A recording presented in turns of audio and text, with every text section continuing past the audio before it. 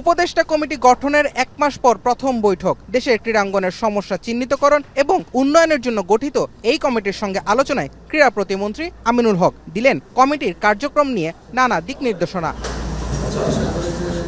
বৈঠক শেষে জাতীয় ক্রীড়া পরিষদ পরিচালক আমিনুল ইহসান জানালেন, দেশের ক্রীড়াঙ্গনের সমস্যা সমাধানে গঠিত উপদেষ্টা কমিটির কার্যক্রম দ্রুতই দৃশ্যমান হবে। যে কমিটি গঠন করা হয়েছে, কমিটির সকল সদস্যই অত্যন্ত প্রজ্ঞাবান মানুষ, ওনারা অত্যন্ত অভিজ্ঞ মানুষ এবং ওনারা এই কমিটির মাধ্যমে আমাদের ক্রীড়াঙ্গনকে আরও উজ্জ্বল করার জন্য ভূমিকা রাখতে পারবেন।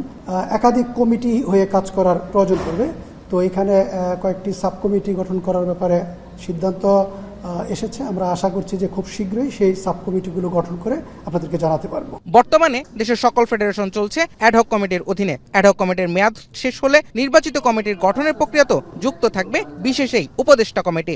ক্রীড়াঙ্গনের সকল সমস্যা নিয়েই এই কমিটি কাজ করবে, কারণ সমস্যা চিহ্নিত করার জন্য বা নিরসনের জন্য অন্য আর কোনো কমিটি গঠন করা নেই।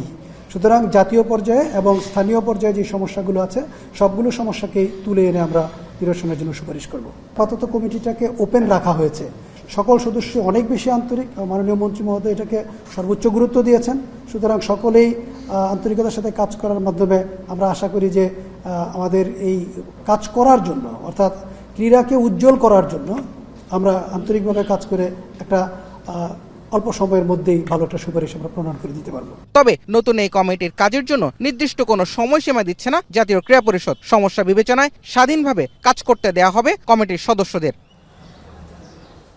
জুবায়ের আহমেদ, এখন, ঢাকা। 72 ঘন্টা ময়েশ্চার লক সমৃদ্ধ লিলি বডি ওয়াশ। শিয়া বাটারের গুডনেস স্কিন রিপেয়ার করে রাখে সফট ও গ্লোয়িং।